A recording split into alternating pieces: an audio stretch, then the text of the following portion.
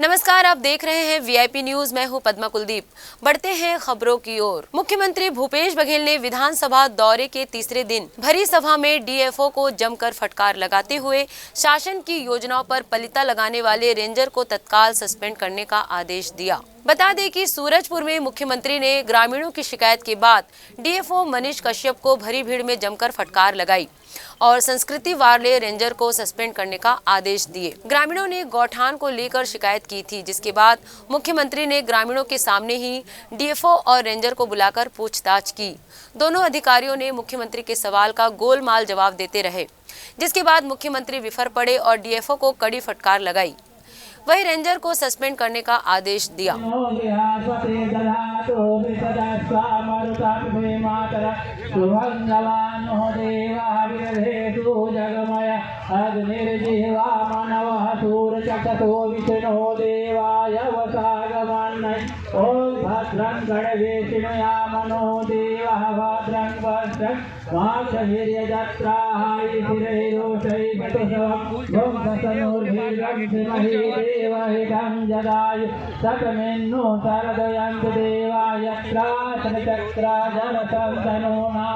यत्र पुत्रासो यत्र पितरो भवन्ति मानो मध्यारिदारिगन्ध ओभौ यदिति अन्तरिक्ष मदिति माता सविता सपुत्रः विष्णुदेवा अदिति जनेतमः। शुरू नहीं हुआ, ये 19-20 में शुरू हुआ, कार्य पूरा हो गया बता रहे हैं। छत्तीसगढ़ राज्य के पंचायत एवं ग्रामीण विकास और लोक स्वास्थ्य परिवार कल्याण मंत्री टी.एस. सिंहदेव कांकेर के दौरे पर हैं। उन्होंने प्रेस कॉन्फ्रेंस के दौरान पत्रकारों से जन कल्याणकारी मुद्दों पर विस्तार से चर्चा की। इस चर्चा में नवनिर्मित मेडिकल कॉलेज पर विशेष रूप से बातचीत हुई।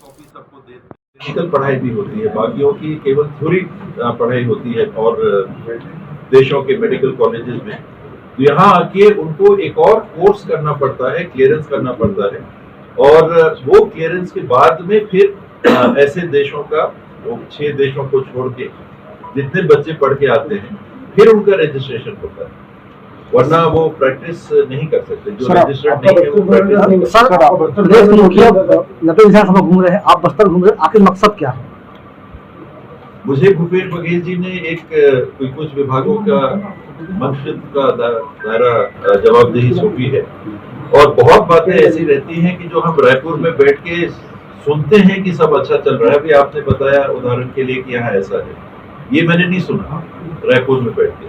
तो फील्ड में रोज भी हम लोग नहीं जा सकते, लेकिन समय समय पे जाके और लोगों से इंटरेक्ट करके, कार्यकर्ताओं से इंटरेक्ट करके, पदाधिकारियों से इंटरेक्ट करके, स्थानीय जनप्रतिनिधियों से इंटरेक्ट करके, मीडिया से इंटरेक्ट करके कई ऐसी जानकारियां हासिल कर पाते हैं जिसमें कि सुधार की कार्रवाई हम फिर कर सकें। तो दौरे का मकसद ये। राजनांदगांव जिले के डोंगरगढ़ धर्मनगरी में एक मामला सामने आया है, जहां पर भू माफियाओं ने मंदिर की जमीन पर कब्जा कर लिया है। वहीं मंदिर की जगह पर कब्जा किए जाने से नाराज 81 वर्षीय मंदिर के बुजुर्ग पुजारी गणेश जोशी एसडीएम कार्यालय के सामने भरी गर्मी में आमरण अनशन पर बैठ गए। इस संबंध में डोंगरगढ़ के एसडीएम गिरीश राम टेके ने कहा कि इस मामले में पटवारी को जाँच के निर्देश दिए हैं। आगे देखते हैं इसमें क्या होता है।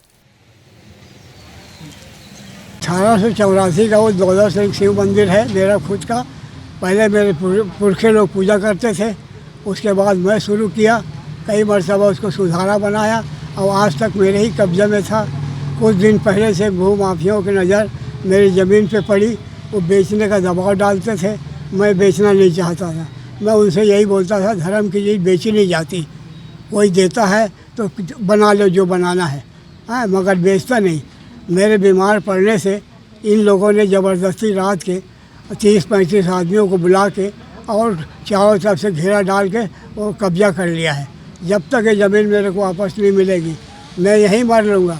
मेरे को न्याय जब तक नहीं मिलेगा जब तक मैं नहीं उठने वाला। आवेदक गणेश प्रसाद ज्योति हैं यहाँ पे डोंगरगढ़ के। इन्होंने एक आवेदन प्रस्तुत किया है, डाक के माध्यम से आवेदन मेरे को मिला और इसमें इन्होंने शिकायत की है कि इनका जो ज़मीन है, मंदिर की ज़मीन है इनके द्वारा, वहाँ पे पुजारी हैं, उस ज़मीन पे किसी ने, इनका बाड़ी है, वहाँ पे बाड़ी में वृक्ष थे, वृक्ष को काट के वहाँ पे किसी ने कब्जा कर लिया है। तो तो ये शिकायत आने के बाद मैंने इसमें पटवारी को इसमें जांच के लिए निर्देश दिए हैं। अब निर्देश आने के बाद देखते हैं क्या। मुख्यमंत्री भूपेश बघेल ने नेत्रहीन बालिकाओं चंदा और रिया के इलाज का बेड़ा उठाया है। मुख्यमंत्री भूपेश बघेल ने आज रामानुगंज में प्रेस कॉन्फ्रेंस में कहा कि दोनों बच्चियों का इलाज देश के जिस अस्पताल में भी होगा, राज्य शासन उनका पूरा खर्चा वहन करेगी। दिल्ली या चेन्नई जहां जरूरत होगी भेजेंगे। अस्पताल के स्टाफ के साथ बच्चियों और मां को भेजा जाएगा। कल आरागाही गांव के भेंट मुलाकात कार्यक्रम में अपनी मां अनति देवी के संग 2 नेत्रहीन बेटियां आई थी। मुख्यमंत्री ने कल भेंट मुलाकात में रो रही अनति देवी से कहा था कि आप चिंता ना करें, बच्चों के इलाज के लिए हर संभव मदद की जाएगी।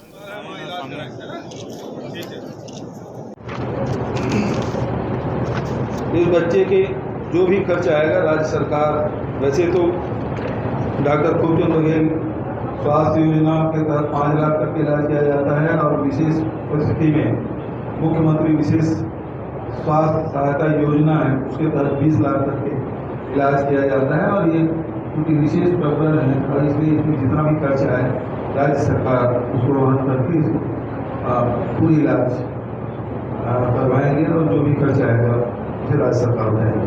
अब आप लोगों की तरफ से कोई सवाल? इसी कड़ी में प्रदेश वासियों से भेंट मुलाकात करने निकले मुख्यमंत्री बघेल आज सूरजपुर जिला पहुंचे। यहां उन्होंने प्रतापपुर विधानसभा के रघुनाथ नगर में चौपाल लगाई, जहां गांव वालों ने मुख्यमंत्री को बताया कि छोटे छोटे काम के लिए पटवारी उनसे पैसे की मांग करता है। शिकायत मिलते ही मुख्यमंत्री ने ग्राम कनवारी के पटवारी पन्नेलाल सोनी को तत्काल निलंबित करने के निर्देश दिए। मुख्यमंत्री ने रघुनाथ नगर स्वास्थ्य केंद्र में नई एक्सरे मशीन का भी लोकार्पण किया और जननी सुरक्षा योजना के हितग्राहियों को चेक वितरित किया। इससे पहले स्वामी आत्मानंद स्कूल पहुंचे मुख्यमंत्री को बच्चों ने घेर लिया और उनसे ऑटोग्राफ लेने की जिद करने लगे। उन्होंने भी बच्चों को निराश नहीं किया और सभी को ऑटोग्राफ दिया।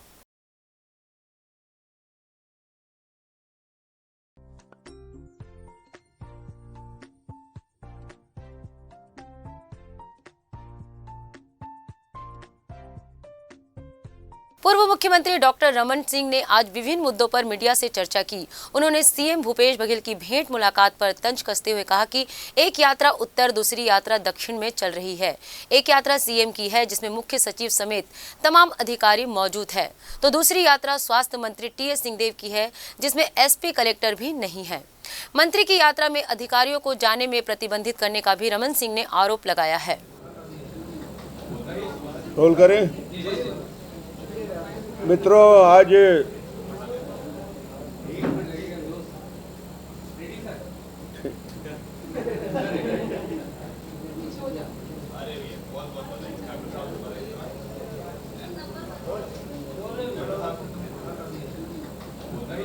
रोल करें मित्रों, आज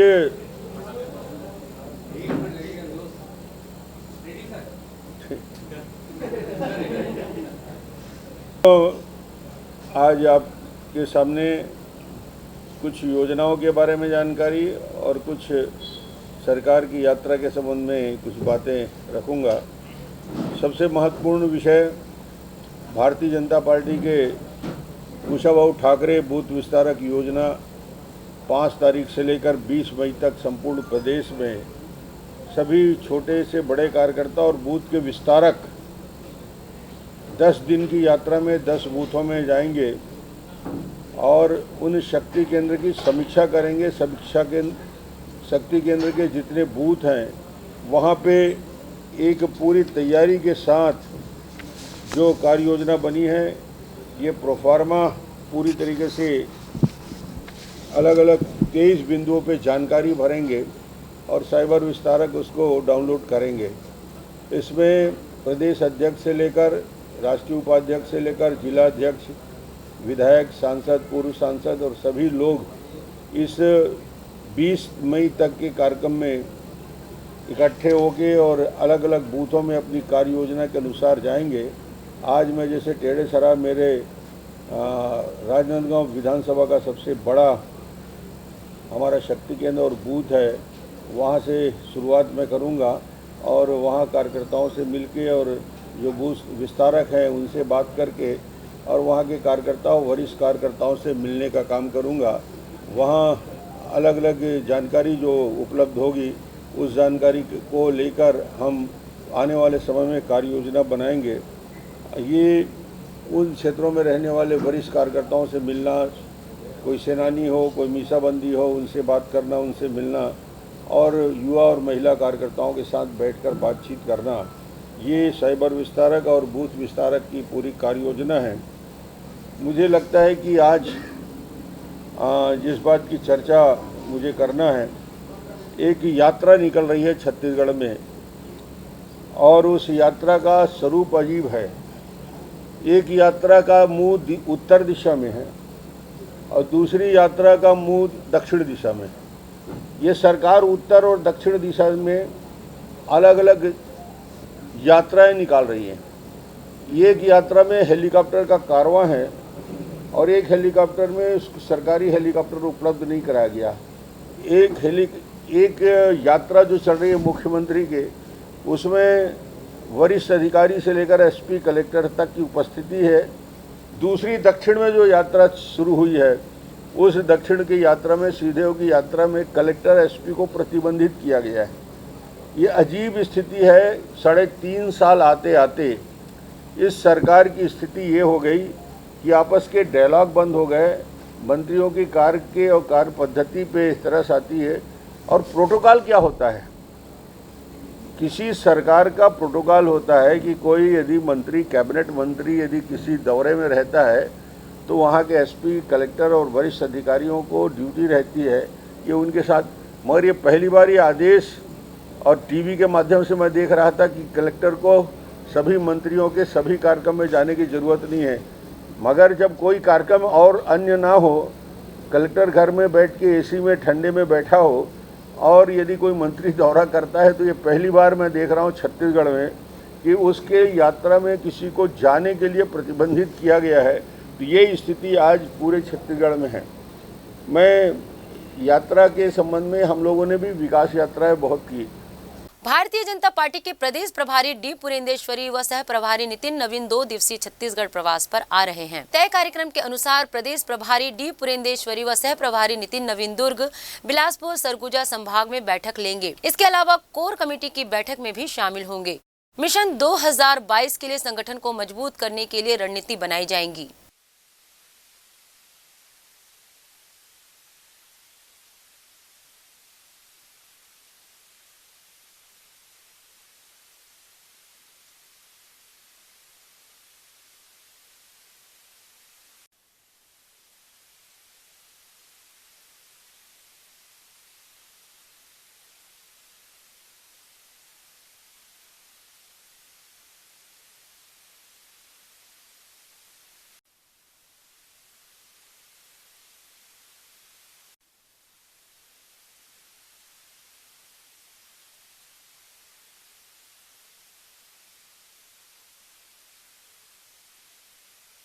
नवा रायपुर किसान आंदोलन में कल से हर गांव एक दिन का धरना देने जा रहा है। किसानों ने आधा अधूरा पट्टा बांटने का विरोध जताने के ये तरीका निकाला है। किसानों की मांग है कि पूरे गांव को पट्टा देना चाहिए। आपको बता दें कि प्रभावित किसानों का आंदोलन लगातार जारी है। किसान अब कया बांधा आम बगीचा में धरना दे रहे हैं। पिछले 3 महीने से ज्यादा समय हो गया किसानों का लगातार आंदोलन जारी है। इस आंदोलन के समर्थन में किसान नेता राकेश टिकैत भी रायपुर पहुंचे थे। यही आंदोलन में एकता में कभी बिल्कुल नहीं आने देना है, तभी हम अपन उद्देश्य में सफल हो सकता है। और कोई एक बात नहीं है।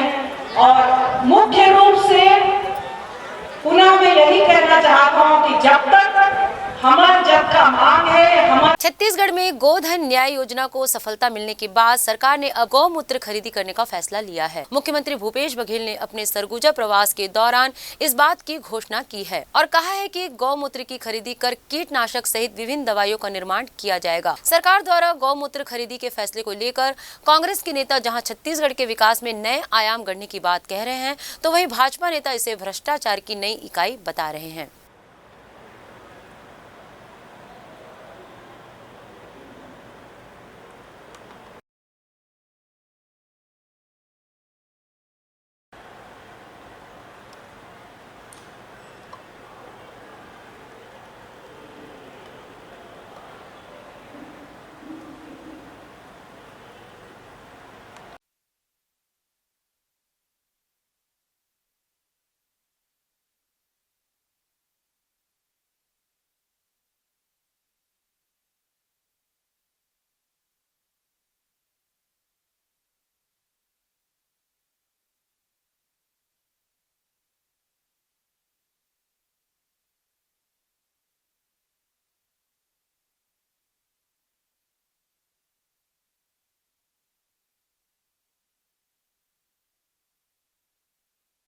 सरकार के द्वारा गौमूत्र खरीदे जाने का फैसला स्वागत योग्य है। मुख्यमंत्री श्री भूपेश बघेल को इस फैसले के लिए कांग्रेस पार्टी धन्यवाद देती है। जिस प्रकार से मुख्यमंत्री ने गोधन न्याय योजना शुरू करके देश और दुनिया के सामने गोवंश संरक्षण की एक अद्भुत योजना प्रस्तुत की, जिसका फ़ायदा गोपालकों को, चरवाहों को और किसानों को हो रहा है, वैसा ही फ़ायदा अब गोमूत्र खरीदने से होगा और गोवंश के संरक्षण में एक ऐतिहासिक कदम साबित होगा गौमूत्र खरीदा जाना।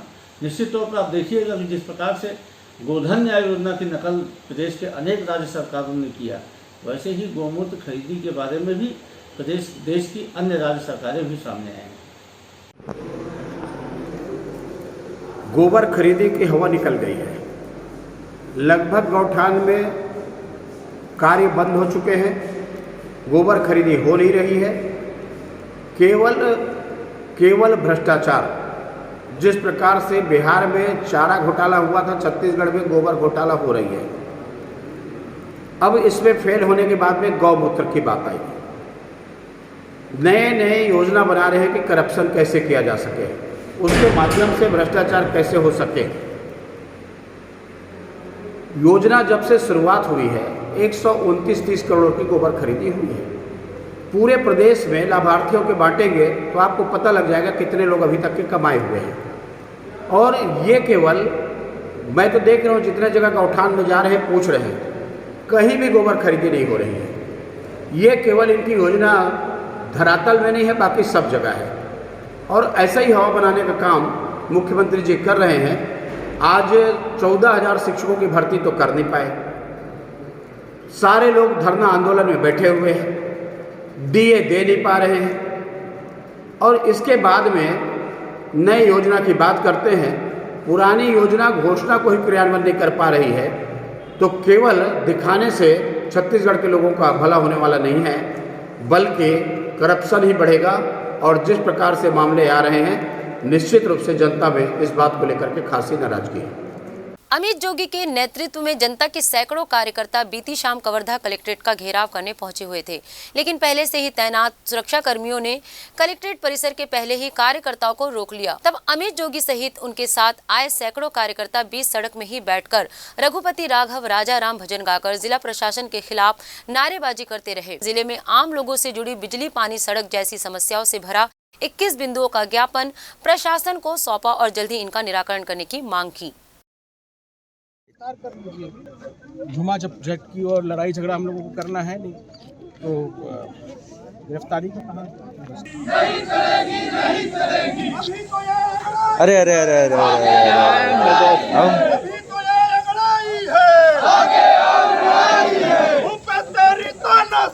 नहीं चलेगी, नहीं चलेगी।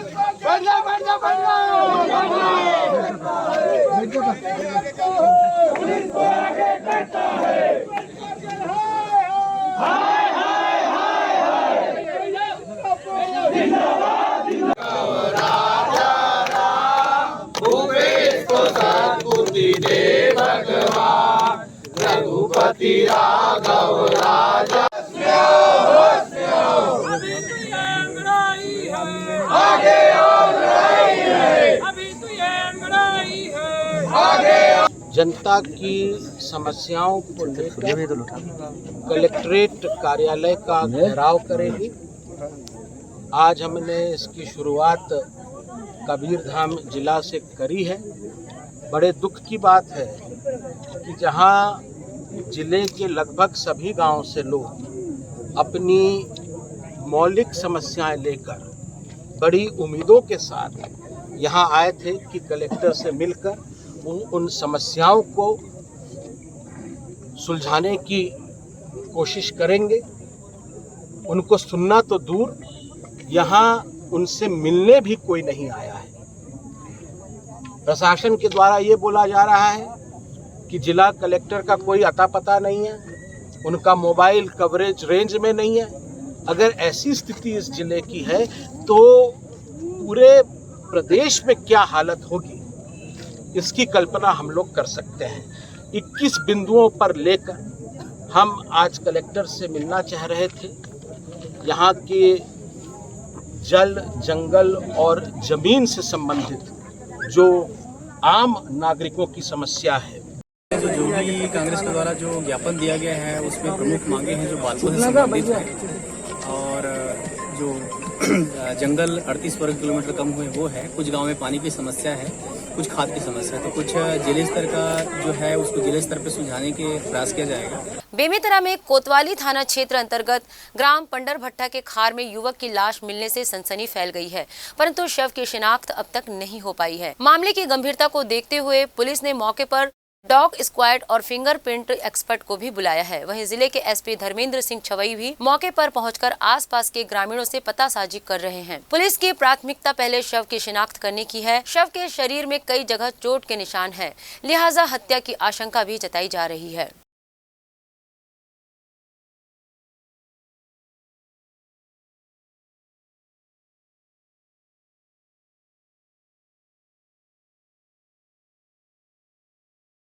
हाँ, एक अज्ञात युवक की लाश मिली है, जिसकी हमारी टीम लगी हुई है उसकी पहचान कराने में। संभवतः उसकी हत्या की गई है और इसका प्रयास जारी है। मौके पर डॉग स्क्वाड वगैरह बुलाया गया है? मौके पर डॉग स्क्वाड भी है, हमारा एडिशनल एसपी भी है और पूरी टीम है हमारी लगी हुई है और गांव के लोगों को बुलाकर उसको पहचान कराई जा रही है। जैसे ही पहचान होगी उस हिसाब में कार्रवाई की। राजनांदगांव जिले में बालाघाट निवासी राकेश सुराना, लीना सुराना और उनके बेटे अभय सुराना ने गृहस्थ जीवन त्याग कर संयम की राह पर चलने की ठानी है। 22 मई को सुराना परिवार दंपत्ति राजस्थान जयपुर में गुरु के सानिध्य में दीक्षा लेंगे। दीक्षा से पूर्व सुराना परिवार ने प्रेस वार्ता लेकर जानकारी दी है। तो उसका हार्ट गायब नहीं होता, उसका ब्रेन गायब नहीं होता, उसकी बॉडी की वेन्स, आर्टरीज या और भी कोई बॉडी पार्ट है, इंटेस्टाइन्स या फिर स्टमक ले लो, लीवर ले लो, कोई भी बॉडी पार्ट वहाँ से जाता है क्या? मेरा व्यापार, मैं वहाँ का निवासी हूँ। मैं यहाँ राजनांदगांव में अपने मामा श्रीमान ताराचंद जी साहब नाहटा के आग्रह पर यहाँ राजनांदगांव पधारा हूँ। दीक्षा लेने के पूर्व वो चाहते थे कि मैं यहाँ आऊँ और मैं भी चाहता था कि मैं यहाँ पहुँचूँ और उनका आशीर्वाद, आगे के संयम जीवन मेरा उत्कृष्ट हो, इसके लिए मैं उनका आशीर्वाद प्राप्त करूं। मेरी नानी जी ढेला भाई जी नाहटा, उनके भी मुझ पर अनंत उपकार हैं। बचपन से ही मैं राजनांदगांव शहर में आता रहा हूं, मेरे मामा का घर है, यहाँ से मेरी बचपन की खूब अच्छी अच्छी यादें जुड़ी हुई है। दीक्षा पूर्व उन सभी राजनांदगांव वासियों का, मेरे मामा परिवार का, मेरे मासी लोगों का आशीर्वाद लेने हम बालाघाट से, मैं, मेरी वाइफ और मेरा बेटा तीनों दीक्षा पूर्व यहाँ पधारे हैं कि हम मणि प्रभा श्री जी महाराज साहब के सानिध्य में दीक्षा ले रही हूँ। और वही 2015 में जब पूज्य गुरु भगवंत अध्यात्म योगी परम पूज्य महेंद्र सागर जी महाराज साहब का चातुर्मास जब बालाघाट नगरी में हुआ, हमें एक नहीं 11 साधु भगवंतों का सानिध्य मिला और घर के बिल्कुल सामने महाराज साहब का चातुर्मास था, दादावाड़ी में रुके थे। तब से पूरा परिवार, उस वक्त मेरे सासू जी भी थे, अभी वो नहीं रहे, उन्होंने भी अंतिम समय में दीक्षा ले ली थी। तब से पूरा परिवार महाराज साहब से जुड़ा हुआ है और महाराज साहब के पास हम लोग जाते रहते थे और जितनी भी प्रेरणा मिली, मुझे ऐसा लगता है मैंने जितना भी अपनी लाइफ में पढ़ा, एक स्कूल भी शुरू की थी बालाघाट में, जो कुछ भी अच्छी चीज़ें जानने मिली वो कहीं ना कहीं धर्म से ही आती है। 2015 में जब हमारे गुरु भगवंत परम पूज्य महेंद्र सागर जी महाराज था, युवा मनीष सागर जी महाराज था, जब उनका चातुर्मास था तब मैं महाराज साहब के पास जाता था। तब महाराज साहब मेरे को अच्छी बातें, स्टोरीज, जो हमारे मतलब बड़े बड़े संत थी, गुरु दादा गुरुदेव थी, उनकी स्टोरीज सुनाते, तो उनसे मेरे को लगा कि मेरे को भी दीक्षा लेनी है।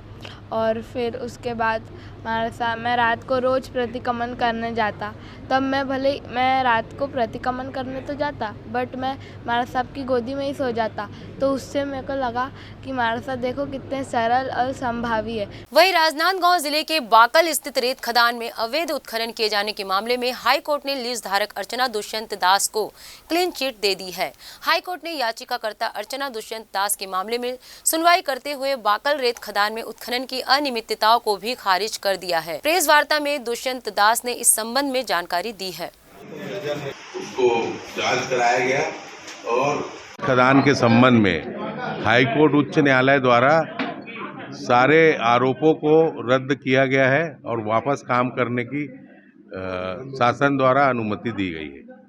शासन के सारे नियमों के अनुसार पहले भी चलता था, आगे भी चलेगा।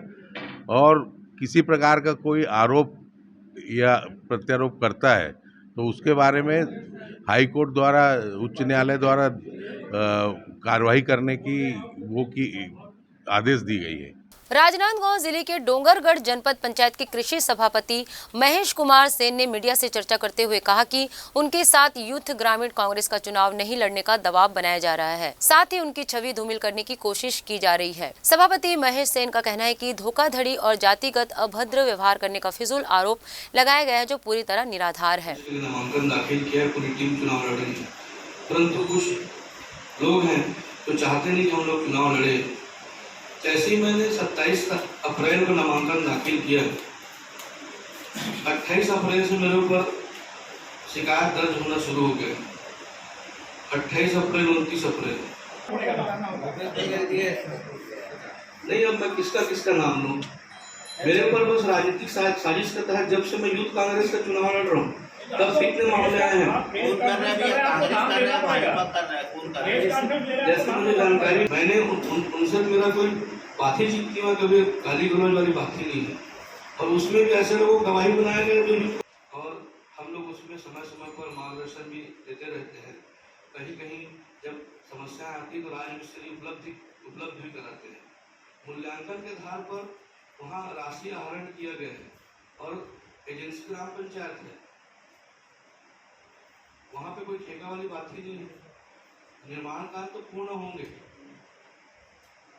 जिसमें भी उसमें 150 लोग काम करते हैं। सरपंच आते हैं, सचिव आते हैं, ग्रामीण जन आते हैं। अगर मैं अभद्र व्यवहार करूंगा तो सिर्फ वो 3 ही लोग सुनेंगे। मेरे ऑफिस में बहुत सारे वहाँ पे अभद्र व्यवहार और धोखाधड़ी का आरोप जो लगाया गया है, उसके संबंध में मैंने प्रेस वार्ता रखा है। ये जो आरोप जो है पूरे निराधार है। मुझे और मेरी छवि को धूमिल करने के लिए ये राजनीतिक षड्यंत्र है, जिसमें जो जैसे रामाटोला की सरपंच ने लगाया, अमलीडी की सरपंच ने लगाया।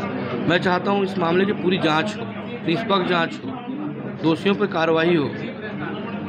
और जब से मैं यूथ कांग्रेस ग्रामीण जिला अध्यक्ष के लिए नामांकन दाखिल किया है, जैसे ही नामांकन दाखिल किया हूँ दूसरे दिन से मेरे ऊपर ऐसे आरोप लगाए जा रहे हैं।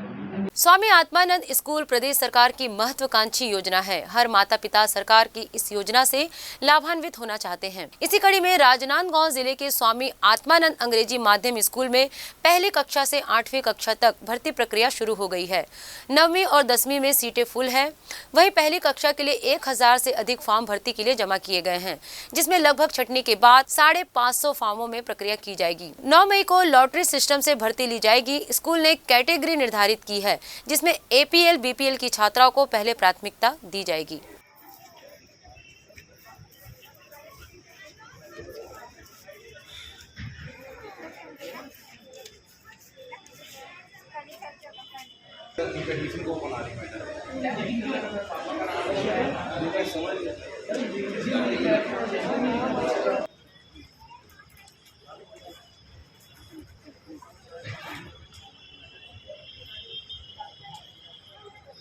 सर्वेश्वर दास स्कूल ऑफ एक्सीलेंस के एडमिशन प्रोसेस में बहुत ज़्यादा फॉर्म्स आए हैं, इसीलिए कक्षा पहली से लेकर 8वीं तक की जो भर्ती प्रक्रिया है वो